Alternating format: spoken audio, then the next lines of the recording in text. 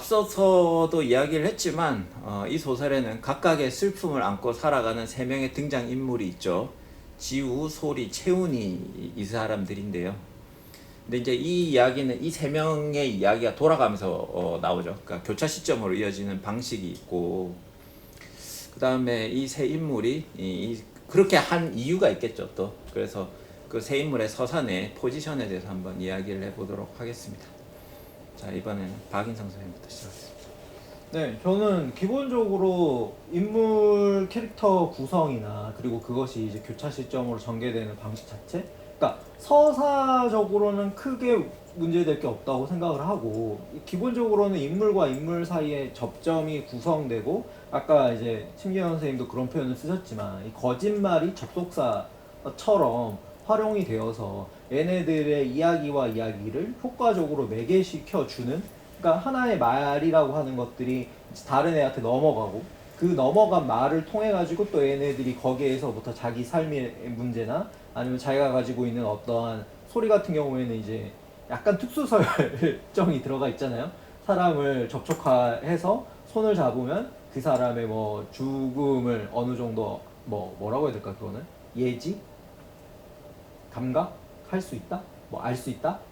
뭐 이런 특수 설정 같은 것들이 다소 들어가 있긴 하지만, 그런 것들이 전체적으로 좀 이질적이지 않게 저는 연결되는 방식에서는 잘 녹아 들어가 있다고 생각을 하거든요. 그래서 특히 이제 그 채훈이하고 지우의 이야기가 저한테는 어떻게 보면은, 얘네들은 거의 사실상 접점이 없는 아이들인데도 불구하고 카페의 어떤 웹툰으로 그 한때 연립주택에 살았었던 그 시기에 이제 이야기 에피소드를 웹툰으로 그려내는 방식 안에서 접점이 구성되고, 그거를 이제 채훈이가 그 지우의 시선을 통해서 자기의 진실을 증명하기도 하고, 또 지우 같은 경우에도 어떻게 보면 그걸 구성을 하면서 자기의 과거 같은 것들에 자기가 아버지를 찌르려고 했던 이야기 같은 것들이 이제 드러날 수 있게 만들어주는, 이런 어떤 시점의 교차 속에서 인물들이 상호적으로 연결되는 방식은 매끄러웠다고 생각을 해요. 근데 이제 문제는 약간의 인물의 뭐랄까,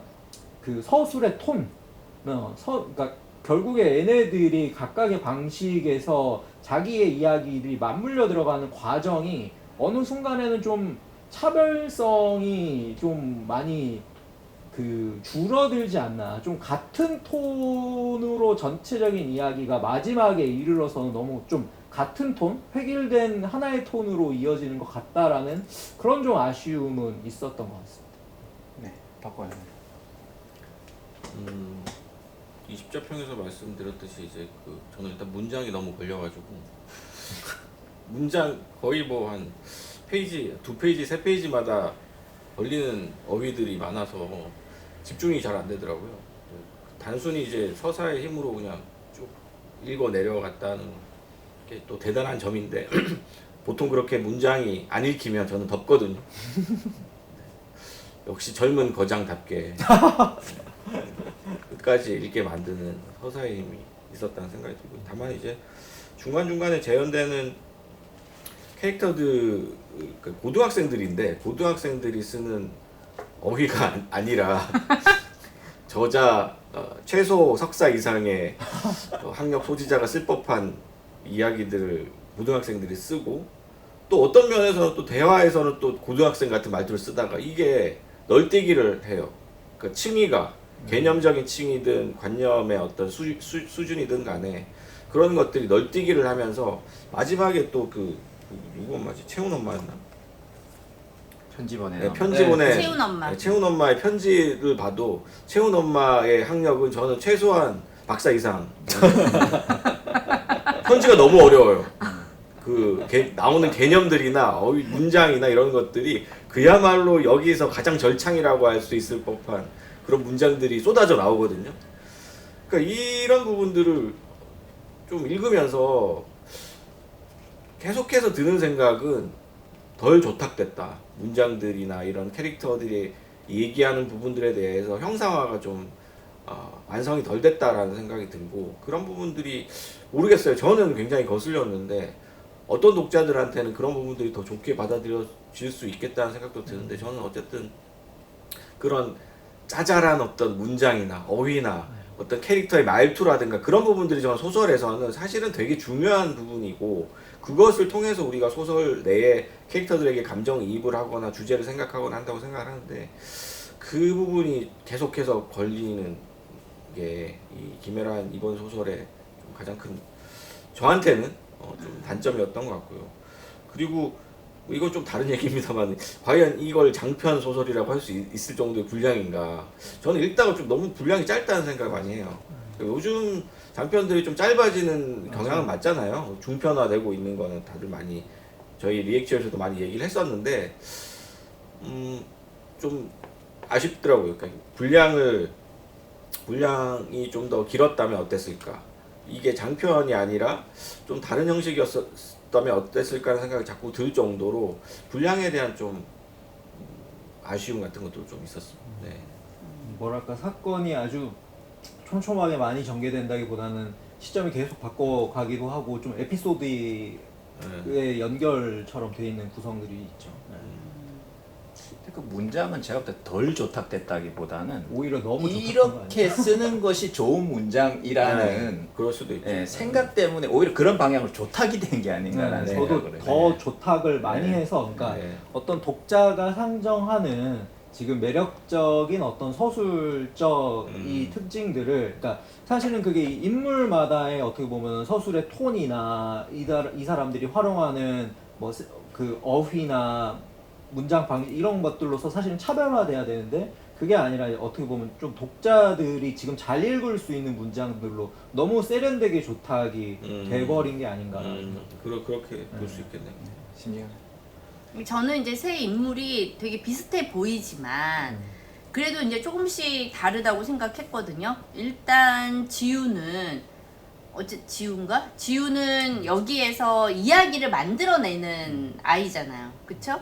이야기를 만들어내는 아이고 소리는 소리는 어쨌든 그 인물들을 서로 연결시켜주는 그런 역할을 하고 있는 것 같고 그 다음에 채훈이 같은 경우는 어쨌든 얘는 가장 큰 이제 사건의 주인공인 거잖아요. 어떻게 보면 이제 살인범이잖아요. 자기 아버지를 죽인 친족 살인을 한 그런 아이인데 그런데 이 얘기가 왜 그 전에 무슨 엄마를 죽인 뭐 명문대생 그 사건 같은 거 그런 얘기도 좀 떠오르기도 하고 그러니까 어떻게 보면은 우리가 흔히 얘기하는 정말 사회적 이슈가 될 만한 사건의 주인공인데 그런데 이제 그 아이의 그런 것을 엄마가 대신 받고 그다음에 그것을 이렇게 얘는 이제 그 거짓말을 견뎌야 하는데 그 거짓말을 견뎌야 한다는 상황이 얘한테는 엄청나게 큰 압박감으로 다가오는데 그것이 지우의 이야기를 통해서 부분적으로 그런 것들이 해소가 되고 그리고 이러한 지우와 채훈을 연결해주는 그 역할을 해주는 게 제가 볼 때는 소리이고 왜냐면은 소리가 그 지우의 용식이 도마뱀을 이제 키우기도 하고 그 다음에 거기에 뭉치를 또 만나기도 하고 아무튼 뭐 그러면서 얘네 셋이 이렇게 연결이 되거든요. 그래서 어떻게 보면은 모두가 다 이제 그 부모 뭐라 그럴까 가족 중에서 특히 부모 중에 이제 한 사람을 다 잃은 그런 상황이기는 한데 각자가 다르지만 사실은 채훈이야말로 그러한 사건이 가장 드라마틱하게 그렇게 구성된 그런 이슈 안에 있는 아이이고 어떻게 보면은 이제 이 아이가 겪게 되는 어떤 사회적 충격이라든가 그러한 죄의식이라든가 이제 이러한 것들을 저는 다른 두 아이가 약간 완충시켜주는 역할을 하는 것 같아요. 그거는 그 아버지는 죽을만 했다. 그 아버지는 캐릭터가 비슷하게 저도 비슷하게 비슷하다고 느꼈는데 차별화가 잘 덜 된다고 느꼈는데 꼼꼼하게 읽어보면은 다르게는 묘사돼 있거든요. 확실하게 뭐 소리는 되게 샤이하고 뭐 이렇게 그런 약간 히키코모리 기질도 있고 근데 왜 비슷하게 느껴질까라고 생각을 해봤는데 그 성향이 비슷하게 그려지는 거예요. 남자 고등학생과 여자 고등학생인데 서로 무언가를 돌보고 기르고 이런 캐릭터 나오잖아요. 여기 보면 이게 저는 되게 중요한 게 주제의식 우리가 좀 좀 간과한 주제의식이기도 한데 돌봄이라는 주제의식이 굉장히 강하게 드러나는 소설이라고 생각을 해요. 이를테면 용식이라는 존재, 도마뱀이라는 존재를 키우다가 이제 나중에 죽게 되는 뭉치도 그렇고, 근데 이 아이들은 부모님으로부터 약간 상실감도 없고 상처도 받지만 본인들이 그리고 부모로부터 케어를 여전히 받고 있는 존재이긴 하지만 또 어떤 다른 비인간 동물들을 돌보는 존재이기도 하단 말이에요. 근데 그 돌보는 그런 어떤 태도 자체가 다를 수도 있고 사실은 굉장히 또 어떤 면에서는 상이할 수 있는데 그것이 비슷하게 서로 돌보는 존재로 세 명 다 그런 방식으로 묘사가 되기 때문에 그런 어떤 돌보는 존재로서 남자 고등학생과 여자 고등학생이 같이 묘사되는 거 저는 제 경험상 약간 이해가 안 되거든요. 남자 고등학생이라는 거는 본인 스스로도 감당이 안 되는 존재들이고 최근에 딥페이크 그 성착취 동영상을 보더라도 자기랑 옆에서 같이 놀던 여자아이들 얼굴 눕기를 따가지고 포르노 영상을 만드는 게 그 한국 남자 고등학생인데 그런 고등학생이 아니라 사실 너무 착하고 너무나 뭘 돌보려고 하고 그런 남자 고등학생이 등장을 하니까 저는 사실은 뭐 그럴 수 있지. 그런 고등학생 세상에는 어딘가에 존재하겠지만 우리 주변에도 있다고요. 우리 주변에도 있겠지만 어. 비슷비슷해져 버리는 거예요. 여자 고등학생과 남자 고등학생이 돌보는 존재로서 또 비슷해져 버리는 느낌이 있어서 그런 부분들이 조금 아니 근데 얘네들이 다 저기 뭐지? 왕따 당하고 네. 그쵸? 그리고 학교에서도 되게 이제 무슨 다른 뭐 취하고 다른 아이들하고 잘 어울리지도 못하고 딥페이크 만드는 애들 그런 애들 아닐까요? 인셀들? 소위 말하는? 그런 편견을 버리라고요. 얘네들은 딥페이크 만드는 대신에 이야기를 만들어 웹툰을 만들고 얘는 이제 영어 그 학습 그 프로그램으로 자기 얘기를 하잖아요. 그런 방식으로 해소를 하는 거지. 근데 저는 이게 뭐 주제는 아까 제가 읽은 것처럼 사줄 수는 있는데 형식은 보기가 저는 솔직히 갸우뚱해졌어요. 그러니까 세 편의 멜로드라마 단편이 뭉쳐있는 느낌을 받았는데 특히 멜로드라마 아까 그 제가 왜냐면 박건희 선생님 다음에 왜 말하려고 그랬냐면 착한 애들이에요 이 셋이지.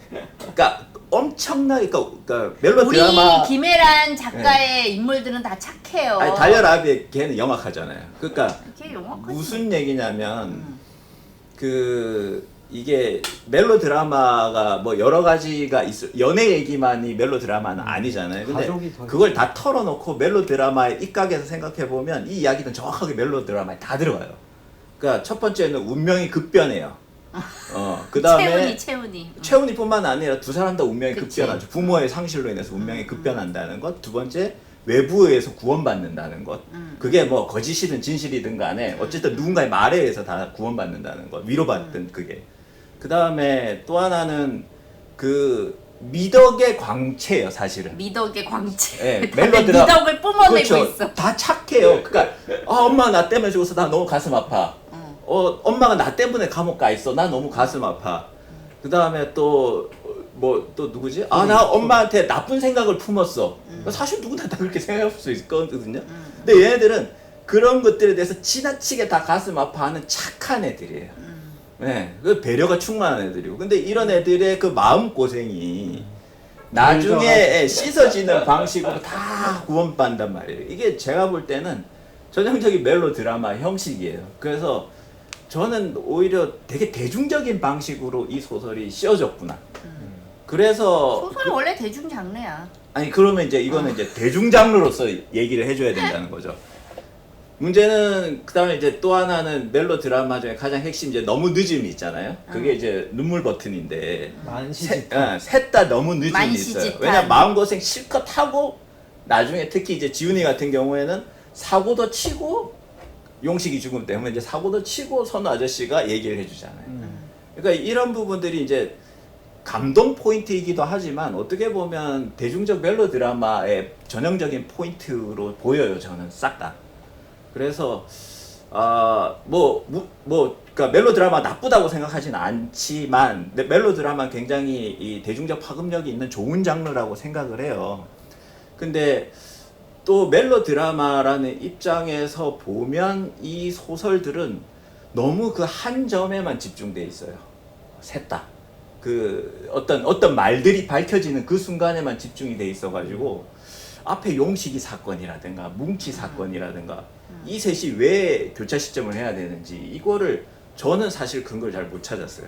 뭐 역할을 나누자면 그럴 수는 있겠지만 왜냐하면 서로가 서로에게 영향을 미치는 구조는 아니에요. 결국 마지막에는 지훈이 같은 경우에는 선우 아저씨, 지우 같은 경우에는 선우 아저씨, 채훈이는 엄마, 그 다음에 소리는 아빠거든요.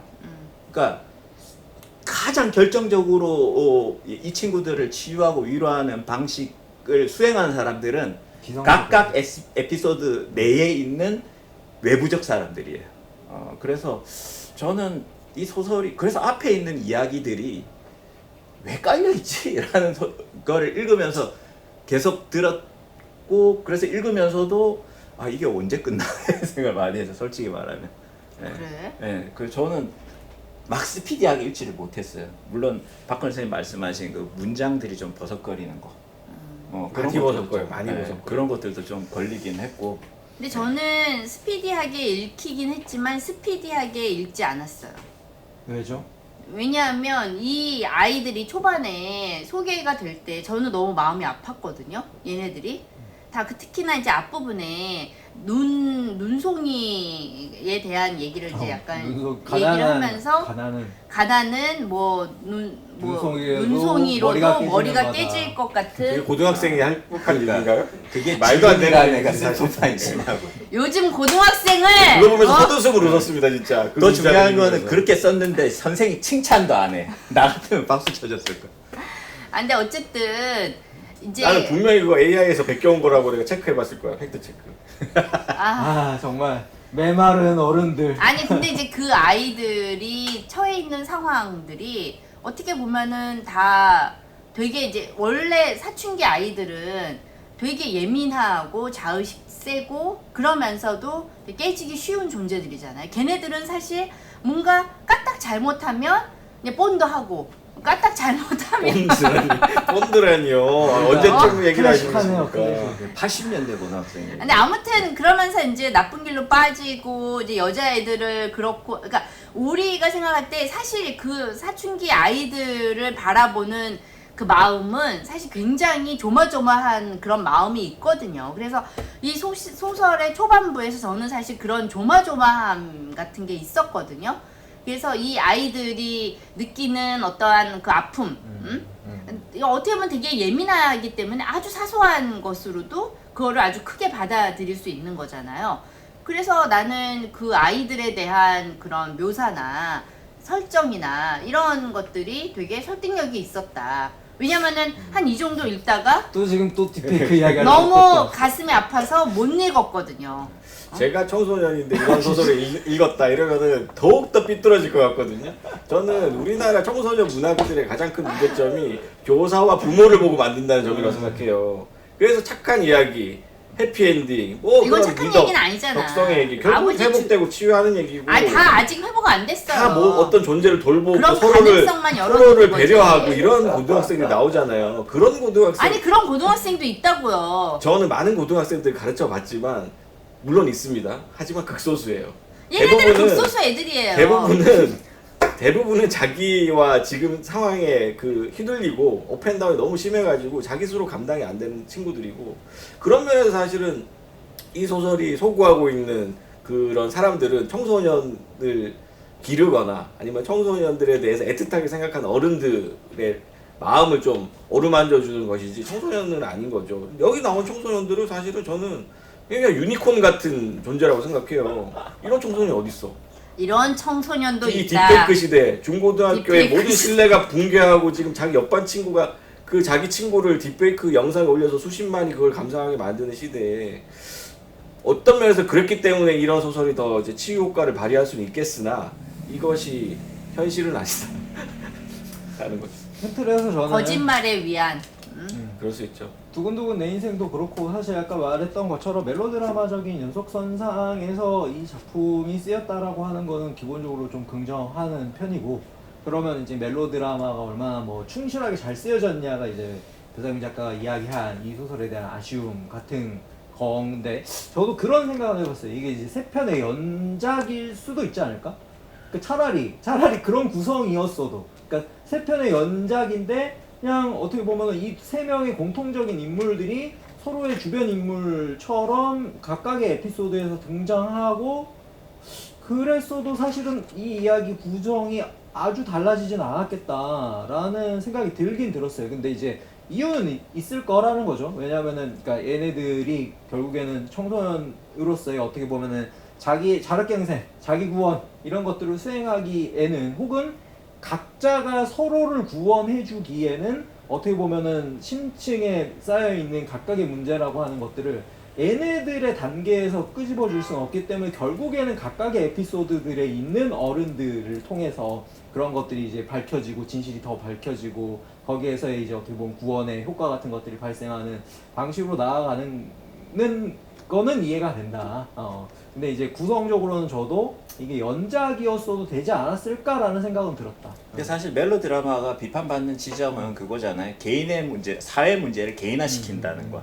그 다음에 구원이 좀 너무 손쉽게 이루어진다는 것. 요 두 개가 사실은 멜로드라마를 연구한 학자들 사이에서 많이 비판이 되는데, 그러니까 저는 이 두 가지가 여기에 좀 해당되고 있다고 봐요. 그러니까 뭐 그러니까 폭력 가정의 문제라든가 이런 것들이 어머니의 고백으로 사실은 해소가 되고 있는 문제라든가 이런 것들하고, 그 다음에 아까 봤듯이 구원이 말로 이루어진다는 점, 이런 부분들이 그러니까 사실 이제 거기서 그러니까 대중 서사라면 오케이 할 수 있는데, 만약 이걸 문학으로 읽는다면, 문학으로 읽어야만 한다면 그런 점은 저는 좀 고개가 갸웃해지는 거죠.